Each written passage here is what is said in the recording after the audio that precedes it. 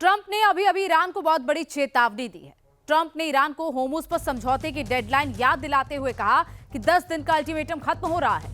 48 घंटे बाद ईरान कहर झेलने के लिए तैयार रहे। 48 घंटे बाद ईरान पर कयामत बरसेगी। इधर 24 घंटे हो गए हैं, अमेरिकी F-15 पायलट का पता नहीं चल पाया है। अमेरिकी और ईरानी सेना में कंपटीशन चल रहा है कि उसे पहले कौन ढूंढेगा। मुस्तफा के गुरिल्ला चप्पे चप्पे से वाकिफ है, उनके साथ लोकेशन का एडवांटेज है। अमेरिकी हेलीकॉप्टर हवा से सर्च कर रहे हैं, उन्हें एरियल व्यू मिल रहा है और वो दूर तक देख पा रहे हैं। लेकिन अमेरिका के लिए सबसे बड़ी मुसीबत यह है कि जैसे ही चॉपर जमीन के पास पहुंचते हैं, ईरानी गुरिल्ला अंधाधुंध फायरिंग कर देते हैं। ईरान ने पायलट को जिंदा पकड़ने के लिए 55 लाख के इनाम का भी ऐलान कर दिया। इसके बाद तो गांव के गांव पायलट की खोज में निकल पड़े हैं। लापता पायलट का मुद्दा ट्रंप के लिए युद्ध में सबसे बड़ी आफत बनता जा रहा है, क्योंकि इसकी आग वॉशिंगटन तक पहुंच गई है। अगर ईरान ने इस पायलट को अमेरिका से पहले ढूंढ लिया तो युद्ध का नतीजा ईरान की शर्तों से तय होगा।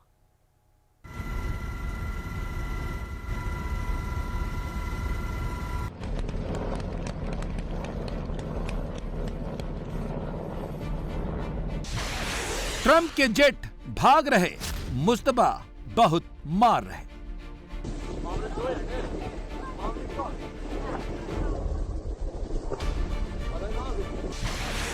मुस्तफा का टारगेट फिक्स, ट्रंप के फाइटर टाएं टाएं फिस।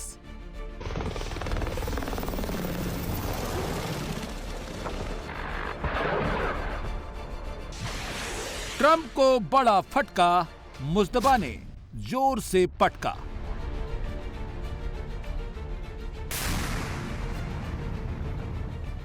बहुत घमंड था ट्रंप को, बहुत डींगे हाँक रहे थे। क्या क्या नहीं कहा था। हमने ईरान को तोड़ दिया है, फोड़ दिया है, लेकिन हो क्या रहा है। ट्रंप की सारी हेकड़ी ईरान ने निकाल दी है। ऐसा मारा है कि ट्रंप का फ्यूज उड़ गया है। सिर्फ एक दिन के अंदर ही अमेरिका के F-15 से लेकर A-10 थंडरबोल्ट फाइटर को ईरान ने उड़ा दिया। 2 ब्लैक हॉक हेलीकॉप्टर को ईरान ने टारगेट कर धुआं धुआं कर दिया। कुवैत के एक ड्रोन अटैक में चिनूक हेलीकॉप्टर के पर खच्चे उड़ गए। दुनिया का सबसे खतरनाक हेलीकॉप्टर किसी काम का नहीं रहा। सिर्फ 24 घंटे में $50 मिलियन का ईरान ने ट्रंप को फटका दे दिया है। सच्चाई यह है कि पिछले 24 घंटे में जो हुआ उसने ट्रंप के दावों की हवा निकाल दी है। और जो अमेरिकी F-15E को ईरान ने मारा, उसका एक पायलट भी लापता है। अमेरिका को पहला झटका ईरान ने वहीगुल एह और बोयर अहमद में दिया है, जब एक F-15E स्ट्राइक ईगल को ईरानी मिसाइल ने मार गिराया, जबकि दूसरे में हॉर्मुज स्ट्रेट के पास एक A-10 फाइटर ग्राउंड अटैक में तबाह हो गया। अमेरिकी स्पेशल फोर्सेज ने F-15E के 2 पायलटों में से एक को बचा लिया है, लेकिन दूसरे पायलट की कोई लोकेशन नहीं मिल रही है। अमेरिका से ज्यादा ईरान के लोग अमेरिकी पायलट को तलाश रहे हैं, क्योंकि उन्हें पता है अगर वो पायलट जिंदा मिल गया तो अमेरिका खुद ब खुद घुटने पर आ जाएगा। इसके लिए ईरान ने भारी भरकम इनाम का ऐलान भी कर दिया है। जो भी अमेरिकी पायलट को ढूंढ कर लाएगा, उसे भारी भरकम इनाम दिया जाएगा। कोही गिलुएह और बोयर अहमद के गवर्नर ने अमेरिकी पायलट को पकड़ कर लाने वाले पर 10 अरब तोमान यानी करीब 55 लाख रुपए देने का ऐलान किया है। ईरान के कई बड़े बड़े बिजनेसमैन भी सामने आए हैं और पायलट को ढूंढने के लिए नकद इनाम का ऐलान कर रहे हैं। तवज्जोह बेफरमाईद, बीनंदगान अजीज, तवज्जोह बेफरमाईद। अहाली उस्तान कोहगिलूय व बोयरहमद, मर्दम अजीज व गैरतमंद, अगर खलबान या खलबानान दुश्मन را دستگیر و زنده تحویل نیروهای انتظامی و نظامی دهید، مژدگانی و پاداشی ارزشمند دریافت می‌کنید। एक अमेरिकी पायलट की जान के बदले में ईरान क्या क्या करेगा, ट्रंप को इसका अंदाजा है। इसीलिए अमेरिका की फौज किसी भी तरह पायलट को ढूंढ लेना चाहती है और ईरान को भी उस पायलट की जिंदगी की कीमत का पता है। इसीलिए भारी भरकम इनाम का ऐलान किया गया है, जिसकी वजह से वहां पर सैकड़ों लोग अमेरिकी पायलट की तलाश कर रहे हैं। यह सच है कि ईरान के पास उतनी ताकत नहीं बची है अमेरिका के फाइटर जेट को ईरान में आने से रोक दे, लेकिन जो उनकी फायरिंग रेंज में आ रहा है उसको ईरान धुआं धुआं कर दे रहा है। अमेरिकी एयरफोर्स के जहाज पायलट को तलाशने के लिए सेंट्रल ईरान की पहाड़ियों में काफी नीचे उड़ान भर रहे हैं। अमेरिका ने इस काम में कई विमानों को एंगेज किया है, लेकिन अब तक पायलट की कोई खोज खबर नहीं मिल सकी है। अमेरिका के लिए ये कितना बड़ा चैलेंज है और वो कैसे इसमें फंस गया है, ये भी जान लीजिए, क्योंकि ईरान ने भी कसम खा ली है कि अमेरिकी पायलट को वो अमेरिकी फौज के हवाले नहीं होने देगा। हालत ये है कि जैसे ही अमेरिकी फाइटर जेट पायलट की तलाश में ईरान में आते हैं, ईरानी पुलिस अमेरिकी विमान पर फायरिंग करने लगती है। यूएस एयरफोर्स का ये HS-60 pave hoc rescue helicopter है, जिस पर ईरान की पुलिस गोलीबारी कर रही है। वहीं दूसरी तरफ ईरान ट्राइबल्स गोरिल्ले भी अमेरिकी एयरफोर्स पर गोलियां चला रहे हैं। अमेरिका से लोगों को इस कदर गुस्सा है कि लोकल ईरानी लोग भी हथियार लेकर निकल पड़े हैं। ट्रंप अभी ईरान में ग्राउंड फोर्स उतारने की सोच रहे हैं, उससे पहले ही ईरान ने ट्रंप को चैलेंज का एक ट्रेलर दिखा दिया है। ईरान का दावा है कि फायरिंग में अमेरिका के 2 HS-60W जॉली ग्रीन हेलीकॉप्टर को उसने तबाह कर दिया है। अमेरिका का सबसे मजबूत सिंगल सीट वाला एयरक्राफ्ट है A-10। A-10 को अमेरिकी एयरफोर्स का मजबूत ग्राउंड अटैक विमान माना जाता है, जो जमीनी टारगेट पर घातक हमला करने के लिए जाना जाता है। ईरान ने फारस की खाड़ी में अमेरिका के 2 A-10 वॉरथॉग विमानों पर भी हमला किया है, जिनमें से एक एयरक्राफ्ट समंदर में जा गिरा, जबकि दूसरा विमान एक इंजन के सहारे बेस पर लौटने में कामयाब रहा।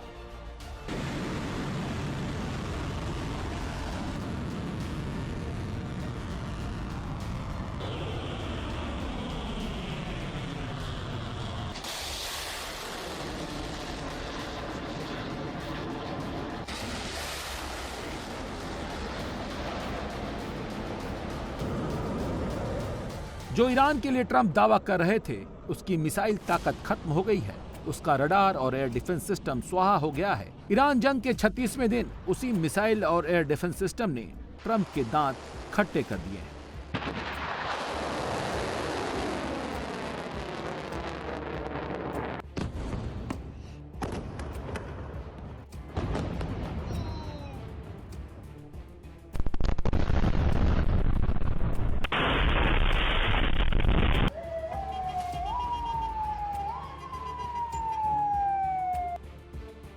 ईरान अब पूरी दुनिया को F-15E के मलबे की तस्वीरें दिखा रहा है। पूरी दुनिया में ट्रंप की फौज की खिल्ली उड़ा रहा है। ईरानी संसद के अध्यक्ष मोहम्मद बघेर गलीबाफ ने अमेरिकी जेट के मार गिराने पर ट्रंप की बोलती बंद कर दी। उन्होंने एक्स हैंडल पर लिखा है कि ईरान को 37 बार हराने का दावा करने वाला कितना लाचार हो गया है। कह रहा है, प्लीज कोई मेरे पायलट को ढूंढ कर लौटा दे। दुनिया भर के ईरानी ट्रंप के इस हाल का मजा ले रहे हैं। नई दिल्ली में ईरानी दूतावास ने भी मीम फोटो शेयर की है। ईरानी दूतावास ने जो पिक्चर लगाई है, उस AI पिक्चर में एक अमेरिकी पायलट भाग रहा है। ईरानी लोग उसे पकड़ने के लिए दौड़ा रहे हैं। ईरानी मीम्स का सैलाब आ गया है। मुंबई में ईरान के महावाणिज्य दूतावास ने भी ट्रंप के मजे लेने में देर नहीं की। एक फोटो शेयर कर अमेरिका के रेस्क्यू ऑपरेशन का मजाक बना दिया, जिसमें अमेरिका के रेस्क्यू हेलीकॉप्टर पायलट की तलाश में ईरानी एयर स्पेस में उड़ान भर रहे हैं।